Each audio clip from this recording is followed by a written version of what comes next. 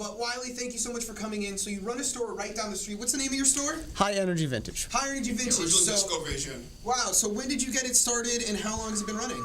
Well, I think that the store's been open for nearly 6 years. Wow. I started maybe a million years ago. Maybe more like 8 years ago. Nice. Over at the SOA Vintage Market in the South End. Nice. And then I was there for about 2 years before I opened the store. Yeah, so how did the sort of idea of a vintage store come up? Are you a hoarder? Let me ask that. That's a tough Loaded word. question. If it's organized, are you really a hoarder? You know what I mean? It's not organized. Not organized. I'm not. I'm like right on the cusp. I'm turning it into a business here. So it's like it's kind of expected. It's organized chaos, perhaps. There you go. Well, we appreciate that here on the show. This is pretty much organized chaos. So. Oh yeah, there you go. Right, I feel right at home. There you go. No judges. So your vintage store. So you started 8 years ago. Did it start as you sort of like picking up pieces, being like, I like this. Someone else might like this. Well, I mean, sort of. Somebody just was like, hey, why don't you set up and sell stuff here? Yeah. You've got all this extra stuff. Like, because I used to wear a lot more like crazy vintage clothing. I used to have I still do have tons of vintage clothing. You are looking pretty fresh. Well, I mean, this is not vintage. My girlfriend made me this shirt. I do love that. Yeah, That's amazing. Do you see the cats? It's got cats. I don't think you can see the cats. So essentially, it all started. I had just a whole ton of cool old stuff, and somebody's like, "Why don't you sell some of this stuff?" And so it started out as like records, vintage clothing, and vintage video games. Nice. And that's what the store is now. That's awesome. So. You're right down the street from here, honestly. Yeah, right across from the Market Basket. So go over there, buy some stuff. Now go get some good values on quality products at the Market Basket. There you go. Go to Market Basket and then go buy some clothes, or do the opposite. You don't want to walk around with like frozen food in the vintage store. But that's a very good move. So what kind of goes into the thought of like what you take in? So you said you start with records, clothes, and video games, and that's sort of easy to know. This has value because you can sort of compare it. But, random knickknacks, like weird stuff, how do you sort of determine what's worth taking in? I don't have a whole lot of random knickknacks in the store, but anything that's in the store is pretty much something that I like. Yeah. And that's how I sort of baseline determine it. Yeah. I'm like, oh, I like that. That's pretty cool. I'll put that in my store. Mm-hmm. But that's what you're doing. You're selling your taste through your store. Yeah, it's pretty much. It's the same here. Like, I only bring on people I like. So, I mean, if you haven't been invited to DIY the show, you know what you're doing wrong, okay? Sorry, no, that was weird. But, yeah, I totally get it. You gotta be able to it's your own brand you're putting out. It's your own sort of, like, a vintage store, a thrift store, any sort of store like that is this sort of opening up of the things you like. And I love thrift stores, I love vintage stores because each one has a different aesthetic. Each one has a different, it feels like a treasure trove of amazing things you never thought you'd find. Now, is there any sort of items in particular you were very, like that stay in a glass box above the counter? Well, there's a couple things that are like in the store that are not for sale. I've got like a cool old Star Wars Rancor that like lives on the counter. Nice. And a lot of people have tried to buy them, and I'm like, no. Yeah. For years and years though, I had a really, really wonderful, really brightly colored picture of Grace Jones. Oh wow.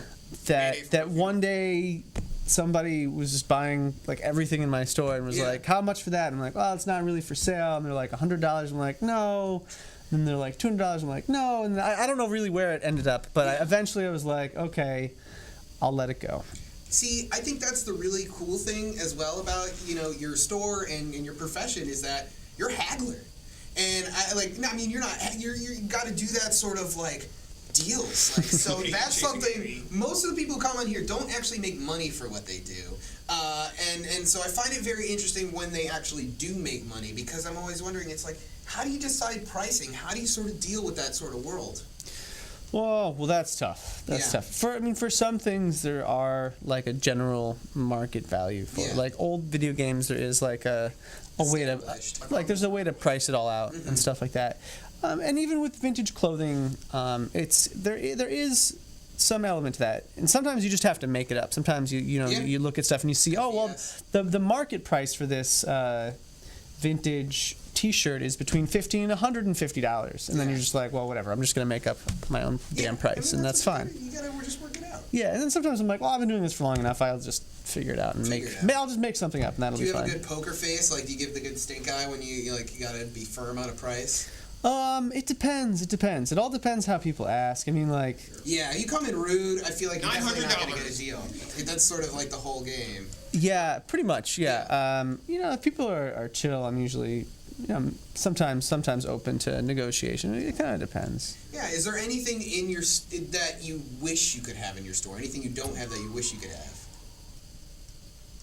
You have a coveted item you're searching for, that eBay scroll you always look over? I mean, no, not really. Not really? I had a really cool arcade cabinet in my store for a while. Yeah. And I lent it to Aeronaut down the street, and I kind of wished it was back in my store. Oh, Aeronaut. I mean, you might be Mr. watching. Dude, man. I should just go and get it. I mean, that's like, but other I'll than help that, you. yeah, That's what we're here for. it's got Yeah, we're wheels. the show. It's got. We can just drag Exactly. it down the street.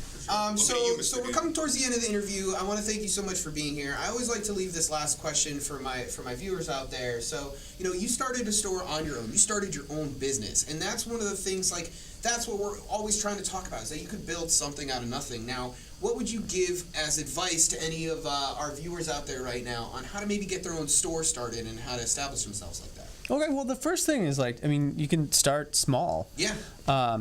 I mean, I guess some people that are able to start really big, but I feel like, I mean, I started out pretty small, just with like a little stand, and it sort of just like grew bigger and bigger and bigger, and did some markets and stuff like that. And I think that's a great way to test out whatever it is that you're selling, whether it's vintage or whether it's something that you're making. Yeah. You can do that. Just you know, go someplace, go to a market, and set up, and you know, either people will respond to it or they won't. Yeah. And hopefully, and if they don't, that's a response, I suppose. Well, it's like a trial by fire for sure. Yeah, it is. And so, I mean, you might not, and you also have to understand that, like, I mean, sometimes even I go to a market and it's terrible. Like I did last weekend, like 4th of July weekend, it's like, you know, 90 million degrees outside, and I had a terrible day, and that'll still happen. So you have to just keep on doing it and hope that it works out.